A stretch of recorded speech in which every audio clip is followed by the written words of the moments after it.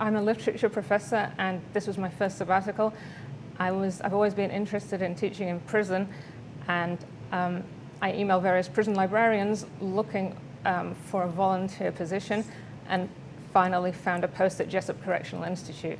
I started a class which was called Advanced Literature. It was basically a book club where we read classic texts, the kind of text that I would teach my literature students. So they're very difficult texts like Conrad, Melville, Shakespeare, Edgar Allan Poe.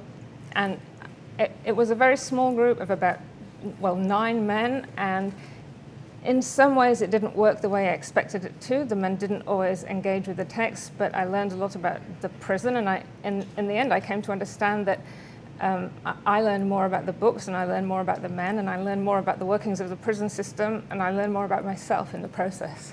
For example, when we were reading Kafka's Metamorphosis, I realized for the first time that these were men who really had been stigmatized by society and really did see themselves as parasites on society. They really did know what it was like to be cast off by their families and to feel like insects and to be in a big swarm and a big herd. And they could sympathize with Gregor in the way that ordinary college students couldn't. The same with Macbeth.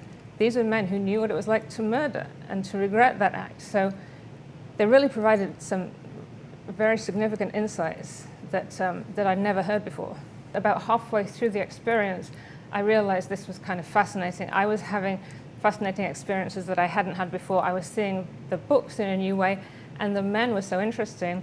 I realized this was great material for a book.